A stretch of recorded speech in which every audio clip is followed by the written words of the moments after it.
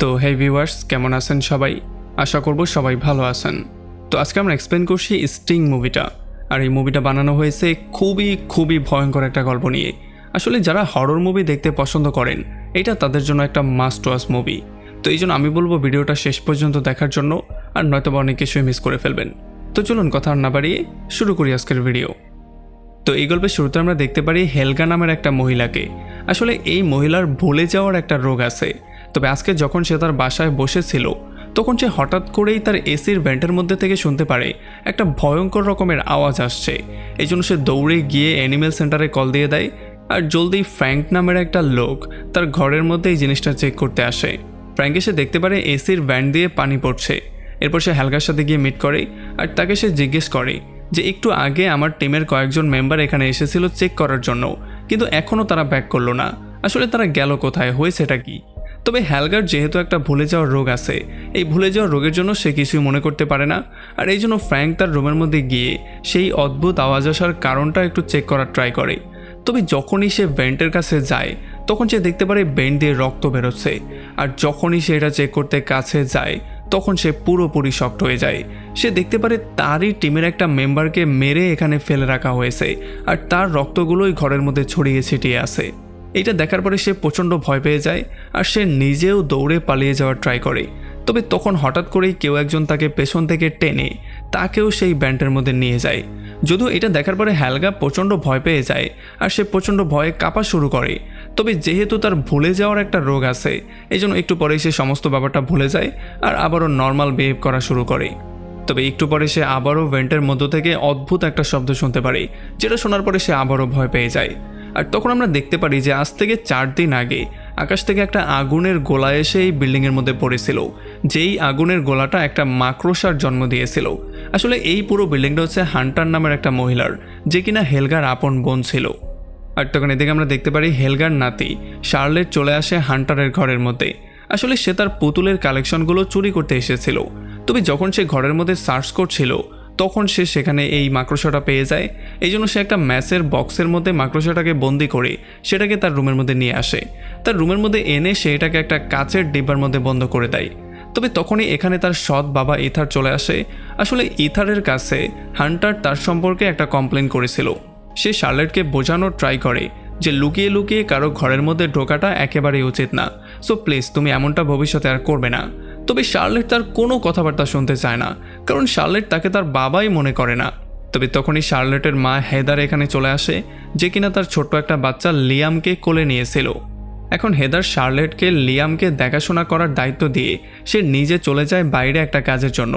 আর যখন শার্লেট ঘরের মধ্যে বসে বসে বড় ছিল, তখন তার সামনে একটা বড় পোকা চলে আসে। এই জন্য সেই পোকাটাকে নিয়ে সেই মাকড়সাটাকে খাওয়ার জন্য দেয়। আর আমরা দেখতে পারি এত বড় একটা পোকা এত ছোট একটা মাকড়সা একবারেই খেয়ে ফেলে।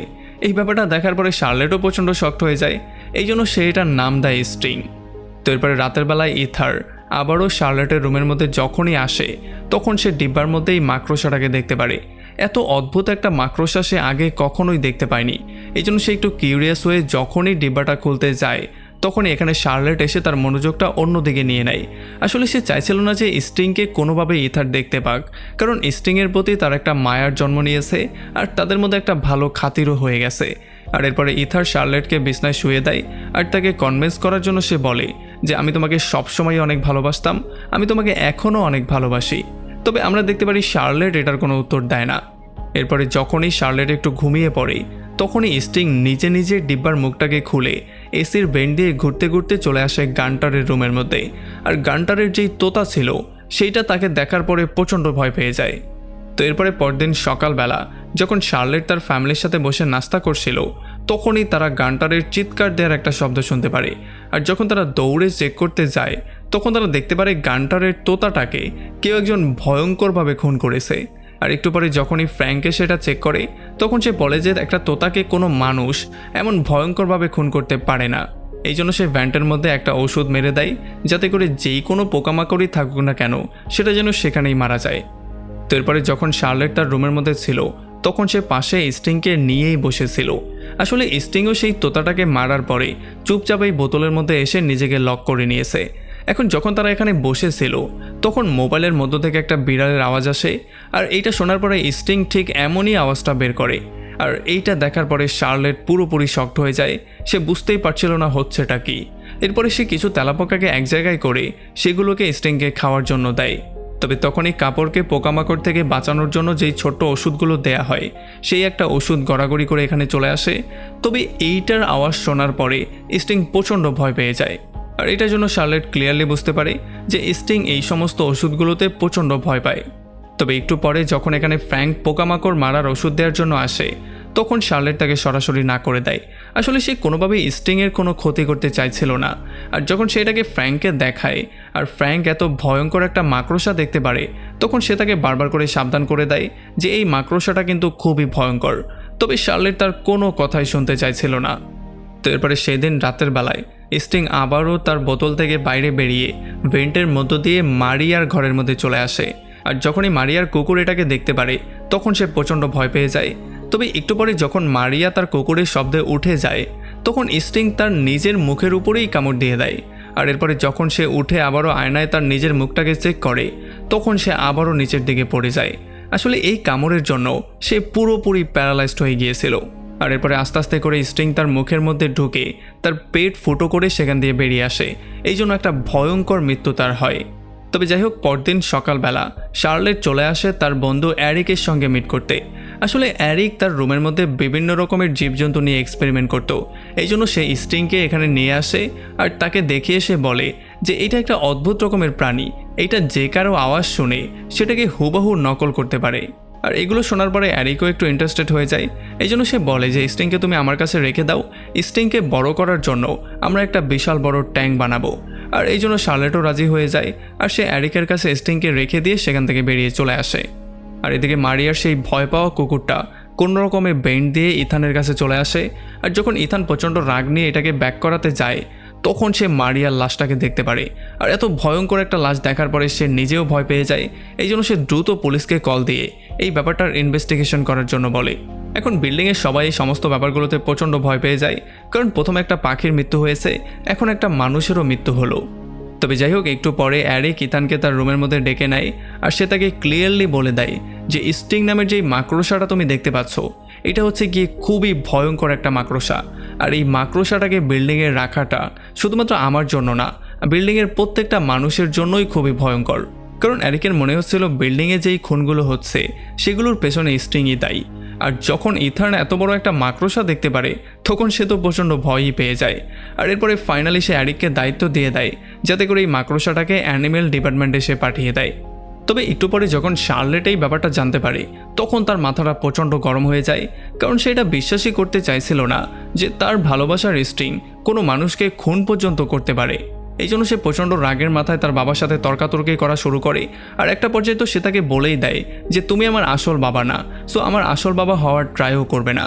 আর এরপর সে রাগের মাথায় এইটাও বলে দেয় যে যদি আমি আমার আসল বাবার সঙ্গে থাইল্যান্ডে থাকতে পারতাম তাহলে কতই না ভালো হতো, সে আমার কত টেক কেয়ার করতো, তোমার মতো এমন বজ্জাতগিরি করতো না।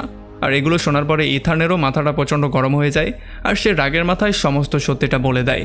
সে বলে দেয় যে তার বাবা এই শহরেই থাকে, তবে সে তার মেয়ের সাথে কখনোই মিট করতে চায় না, কারণ সে হচ্ছে একটা বজ্জাত মেয়ে। আর এগুলো শোনার পরে শার্লেটের মনটা ভেঙে চুরমার হয়ে যায়, এই জন্য সে জোরে জোরে কান্না করা শুরু করে। আর এগুলোর জন্য হেদারও ইথানের উপরে প্রচণ্ড রাগ করে, কারণ সত্যিটা বলা তার কোনোভাবেই উচিত হয়নি, কারণ সত্যিটা বলার জন্যই এখন তার মেয়ে কান্নাকাটি করা শুরু করেছে। আর তখন এদিকে আমরা দেখতে পারি অ্যারিক স্টিং নামের সেই মাকড়সাটাকে অ্যানিমেল ডিপার্টমেন্টে সেন্ড করার জায়গায় সে এটার জন্য বিশাল বড় একটা ট্যাঙ্ক বানিয়ে দেয় যাতে করে এই মাকড়সাটা সেখানে একটু বেশি দ্রুত বড় হতে পারে। কারণ অ্যারিক চাইছিল যেই কোনো মূল্যে সেই মাকড়সাটার একটা ভয়ঙ্কর রূপ দেখতে, এই মাকড়সাটা কতটা শক্তিশালী সেই ব্যাপারটা সে জানতে চাইছিল। আর আস্তে আস্তে করে এই মাকড়সাটা এত বড় হয়ে যায় যে একটা সময় সেই ট্যাঙ্কের মধ্যে পর্যন্ত আটছিল না। আর তখন এদিকে আমরা দেখতে পারি গানটার যখন তার হারিয়ে যাওয়া বিড়ালটা খুঁজছিল তখন সে ভেন্টের মধ্য থেকে ম্যাও একটা শব্দ শুনতে পারে। এই জন্য সে একটা লাইট নিয়ে সরাসরি ভেন্টের মধ্যে চলে আসে তার সেই বিড়ালটাকে খুঁজে বের করার জন্য। তবে একটু মধ্যে যাওয়ার পরে তার লাইটটা বন্ধ হয়ে যায় আর তখনই স্টিং এসে তার উপরে জীবননাশক একটা আক্রমণ করে। আর তখন এদিকে ইথানও জানতে পারে তাকে চাকরি থেকে বের করে দেওয়া হয়েছে। এই জন্য প্রচণ্ড রাগের মাথায় এসে সে ঘরের জিনিসপত্র ভাঙচুর করা শুরু করে। আর যখন হেদার তাকে থামানোর ট্রাই করে তখন এক কথায় দুই কথায় তাদের মধ্যে ঝগড়াই শুরু হয়ে যায়। আর যখন শার্লেট দেখতে পারে তার বাবা মা ঝগড়া করছে, তখন সে চুপ করে এসে তার ভাই লিয়ামকে নিয়ে সোজা তার রুমের মধ্যে চলে যায় আর কানের মধ্যে হেডফোন দিয়ে খুবই লাউডলি মিউজিক শোনা শুরু করে। আর যখন এদিকে তার বাবা মা ঝগড়াই করছিল, তখন হঠাৎ করে এখানে স্টিং চলে আসে আর সে এসেই তাদের উপরে আক্রমণ করে দেয়। আর এখানে তাদের দুজনকেই মারার পরে সে তাদের দুজনকে টেনে ভেন্টের মধ্যে নিয়ে যায়। তবে অন্যদিকে শার্লেট যেহেতু খুবই জোরে মিউজিক শুনছিল, এই জন্য সেই ব্যাপারটা জানতেই পারে না। তবে একটু পরে যখন সে শুনতে পারে মারিয়ার কুকুরটা চিৎকার করছে, তখন সে ব্যাপারটাকে চেক করতে যায়। তবে তখনই ভেন্টের মধ্য থেকে স্টিং এসে মারিয়ার কুকুরটাকে পর্যন্ত নিয়ে যায়। আর এই ব্যাপারগুলো দেখার পরে সে প্রচণ্ড শক্ট হয়ে যায়। আর যখন সে ভেন্টের মধ্যে চেক করতে যায়, তখন সে দেখতে পারে ভেন্টের মধ্যে রক্ত আর রক্ত পড়ে আছে। এখান থেকে তার বাবা মাও গায়েব। আর এই ব্যাপারগুলোর জন্য সে নিজে প্রচণ্ড ঘাবড়ে গিয়ে দ্রুত দরজা খুলে পালিয়ে যাওয়ার ট্রাই করে। সে যতই দরজা খোলার ট্রাই করছিল, কোনোভাবেই দরজা খুলছিল না, কারণ এতক্ষণে সেই ব্যাপারটা ক্লিয়ার হয়ে গেছে যে এই সমস্ত কিছুর পেছনে স্টিংই দায়ী। তবে এরপরে সে কিছু একটা করতে যেত, তার আগে স্টিং এসে লিয়ামকেও এখান থেকে তুলে নিয়ে যায়। আর এই ব্যাপারটার জন্য সে আরও বেশি আপসেট হয়ে যায়। আর এই সমস্ত হত্যার জন্য, এই সমস্ত ঘটনার জন্য সে নিজেকেই দায়ী করা শুরু করে। তবে তখনই তার মনে পড়ে যে স্টিং সেই বলগুলোকে ভয় পায়, যেই বলগুলো কাপড়ের মধ্যে দেয়া হয়। এই জন্য সেই বলগুলোকে গুঁড়ো করে পাউডার করে আর এগুলোকে পানির মধ্যে মিলিয়ে সেগুলোকে একটা ওয়াটার গানের মধ্যে ভরে স্টিংকে খুঁজে বের করার ট্রাই করে। তবে যখন সে অ্যারিকের রুমের মধ্যে যায়, তখন সে দেখতে পারে স্টিং অলরেডি অ্যারিককে মেরে মাকড়সার জাল দিয়ে ছাদের সঙ্গে পেঁচিয়ে রেখেছে। আর এরপর যখন সে তার দাদি হেলগাকে চেক করতে আসে, তখন সে দেখতে পারে না, হেলগা পুরোপুরি সুস্থ আছে আর একেবারে স্বাভাবিক আছে। আসলে হেলগা সবসময় নিজের পকেটের মধ্যে সেই ওষুধগুলোর একটা বল রাখত, এই জন্য কখনোই স্টিং তার উপরে আক্রমণ করতে আসেনি। শার্লেট তার দাদিকে অ্যানিমেল সেন্টারের নাম্বার দিয়ে বলে, দ্রুত তুমি তাদেরকে কল দিয়ে এখানে আসার জন্য বলো। আর এইটা বলে সে নিজে গিয়ে দ্রুত সেই বলগুলোর অনেকগুলো পানি বানিয়ে সেগুলো নিজের গায়ের মধ্যে ঢেলে দেয়, যাতে করে স্টিং তার উপরে ভয়েও আক্রমণ করতে না পারে। আর এরপর সে নিজে চলে আসে সেই ভেন্টের মধ্যে স্টিংকে খুঁজে বের করার জন্য। সে ভেন্টের মধ্যে যাওয়ার সঙ্গে সঙ্গেই শুনতে পারে ইথান জোরে জোরে চিৎকার করছে। শার্লেট দেখতে পারে ইথানকে পুরোপুরি না মেরে তাকে মাকড়সার জাল দিয়ে পেঁচিয়ে রাখা হয়েছে। এই জন্য শার্লেট সেই পানিগুলোর মাধ্যমে তাকে ফ্রি করে দেয়। আর যখনই তারা পালিয়ে যাওয়ার ট্রাই করে, তখনই সেখানে স্টিং চলে আসে আর এই ভেন্টটা পুরোপুরি ভেঙে যায়। এই জন্য তারা সবাই একেবারে বেসমেন্টে গিয়ে পড়ে। আর খুব শীঘ্রই সেখানে স্টিংও চলে আসে। আর যখনই সে হেলগার উপরে আক্রমণ করতে যাচ্ছিল, ঠিক তখনই ইথার সেই বোতলের পানিগুলো নিয়ে স্টিংয়ের উপরে মেরে দেয়। এই জন্য স্টিং প্রচণ্ড ভয় পেয়ে সেখান থেকে পালিয়ে যায়। তবে খুব শীঘ্রই তারা বুঝতে পারে যে তারা দুজনও সেই বেসমেন্টের মধ্যেই আটকা পড়ে গেছে, কারণ এখান থেকে তারা কোনোভাবেই আর বেরোতে পারবে না, কারণ তাদের কাছে না চাবি আছে, না তাদেরকে কেউ সাহায্য করতে আসতে পারবে। এখন এই সমস্ত ব্যাপারগুলোর জন্য শার্লেট নিজেকেই দায়ী করছিল। আর সে প্রচণ্ড জোরে জোরে চিৎকার করছিল। আর সে বারবার করে তার বাবাকে বলছিল এই সমস্ত ব্যাপারগুলোর জন্য আমিই দায়ী। তবে তার বাবা তাকে বারবার করে সান্ত্বনা দিচ্ছিল। আর সে বলছিল যেটা হওয়ার তো হয়েই গেছে, এখন সামনে কি করতে হবে সেইটা নিয়ে আমাদের পরিকল্পনা করতে হবে। আর যখন এই কথাবার্তাগুলো তারা বলছিল, তখন অন্যদিকে রুমের মধ্যে হেলগা আবারও ভেন্টের মধ্য থেকে একটা অদ্ভুত রকমের আওয়াজ শুনতে পারে। এই জন্য সে দ্রুত অ্যানিমেল ডিপার্টমেন্টে কল দিয়ে দেয়। আর একটু পরে ফ্র্যাঙ্ক আসে এই ব্যাপারটাকে চেক করার জন্য। আর যেমনটা আমরা দেখতে পেয়েছি একেবারে গল্পের শুরুতে, ফ্র্যাঙ্ক যখন এখানে চেক করতে যায়, তখন ফ্র্যাঙ্কের উপরেও স্টিং আক্রমণ করে দেয় আর তাকেও টেনে সেই ভেন্টের মধ্যে নিয়ে যায়।